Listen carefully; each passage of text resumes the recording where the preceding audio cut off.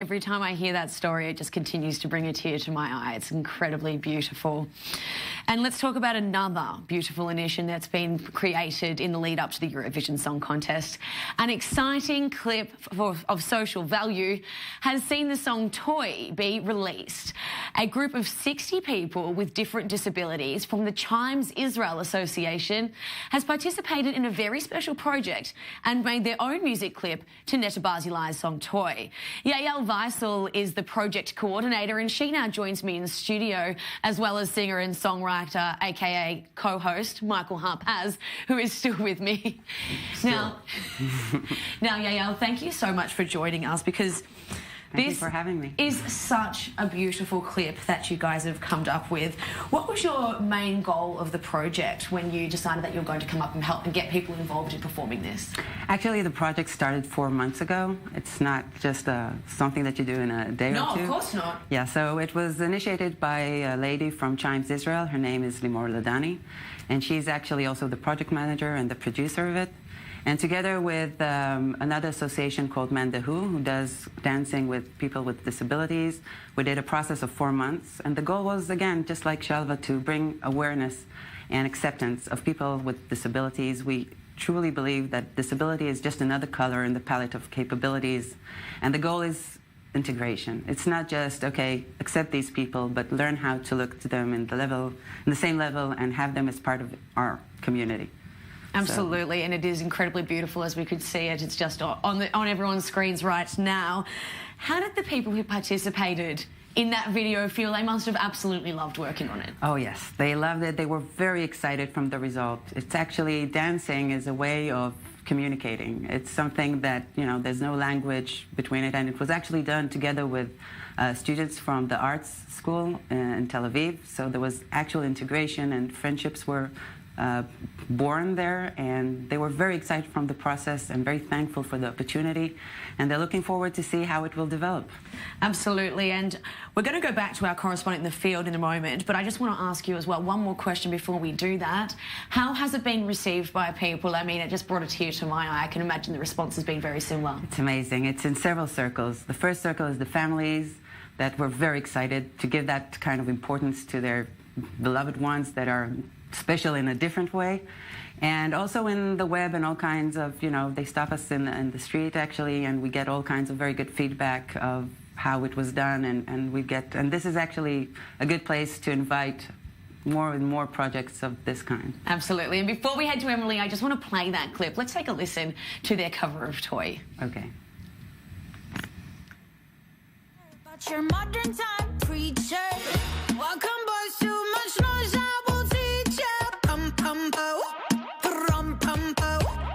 Hey, I think you forgot how to play. My teddy bear's running away. The Barbie got something to say. Hey, hey, hey, hey. My summer says leave me alone. I'm taking my Pikachu home. You're stupid just like you're smart. Wonder Woman, don't you ever forget. You're divine and he's about to regret. He's a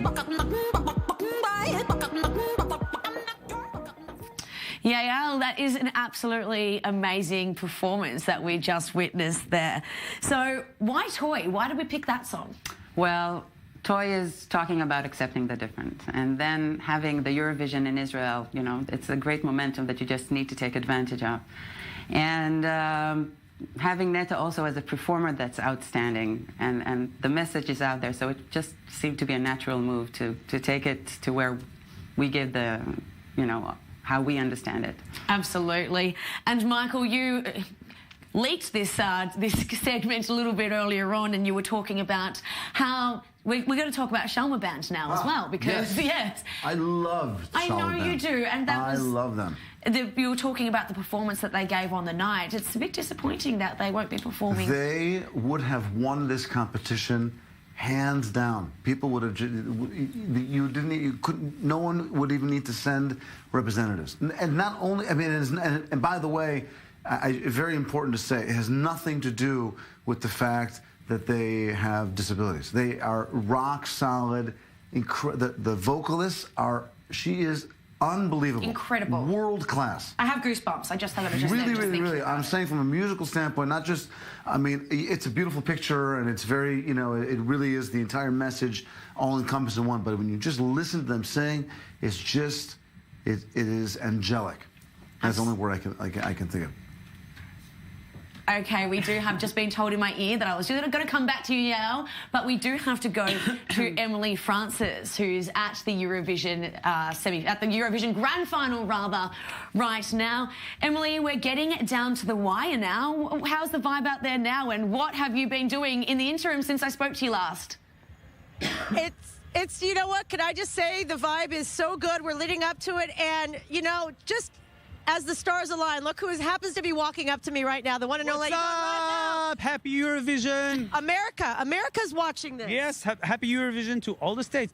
Do you actually know what is a Eurovision? Because you're from the States. It's the best party in town. And this year, the party is in our small town. In our small town. Yeah, but it's the best. It's the best party. It's a party of unity and of music, and in every year there are many competitors, you know, from different parts of the world. But I'm very honored that the artistic part, the Eurovision chose my band, the Dahוא Project, just to represent the face of the Israeli society, the soundtrack of the Israeli. You just look so excited. Yes. You look like I interviewed you before your tour. You seem more excited right now. I'm telling you, I'm not even a part of the competition, but it's just the best party in town. Watch it. Watch You're it. You're gonna be singing Boy, Nachon? Yes, I'm gonna sing Boy with the Dahוא Project. It's my band. One of our first singles. We didn't come here to promote a new single or a new song. We just wanted to bring over 25 singers and musicians on stage just to have fun.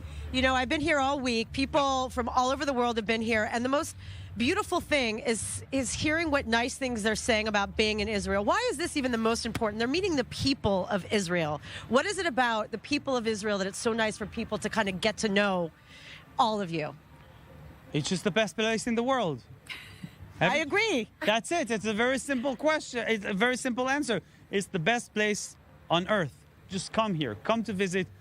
Don't hear all the fake news and all these things, conflicts and stuff. Every country, every continent, every city has its problems, sometimes major, sometimes small. Everyone has his issues. Come here. It's the best place on earth. Welcome to Tel Aviv. Ciao. Who do you like the most? I mean, I know I'm not going to make you pick your favorite, but who stands out as being talented this year, the most talented in your eyes? Of course, Kobi Marimi, the Israeli one. I know that, but what about some of the other ones? Also Kobi Marimi from Israel. I know it's hard. Bye. All right, Idan Reichel, how great is that? Right on cue. He's like the best singer of all time in Israel. In my opinion, I know there are others, very classical singers, but I happen to be a huge fan of Idan Reichel. I'm excited that I just interviewed Idan Reichel live on television. Absolutely. I'll take him over Madonna. Seriously. Really? Okay. Controversial statements coming from Emily Francis over there. Thank you so much for that, Emily.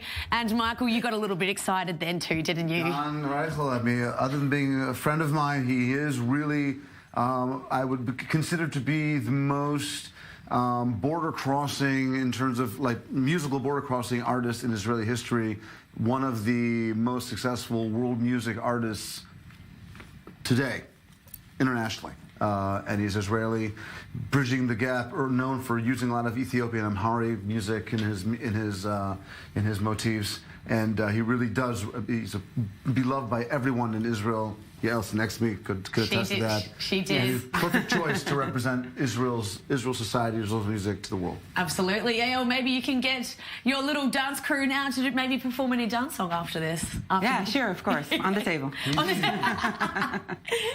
Now, let's go back to that amazing video that you had produced here. Talk to us about how the people involved in it, how they feel about Eurovision. Are they Eurovision fans, and who's their favourite? Who isn't? It's true. Who isn't? Well, actually, I didn't have a chance to talk to them about it. They know, they know the past and what Neto Barzilai was. I believe everybody's looking up at the Israeli song and Kobe, and we all hope that it will continue to bring us big, proud. Absolutely, absolutely. And I'm sure that they will all be really excited if Kobe wins and takes it home, which we did hear earlier from our correspondent, that after seeing, because it's been a little bit under wraps, his performance, but we got a little leak that it was absolutely mind-blowing. So we might do another clip for him. Maybe you should do. That's what I mean. You've got 2 more to do, and I want to hear them, and I want to be the first ones to put them on our show. We'll call you. When you do that, so make sure you do call us. But we do have to go out for a short break now, so stay with us, because an exhibition showcasing an icon who changed the course of history at Eurovision for the LGBTQ community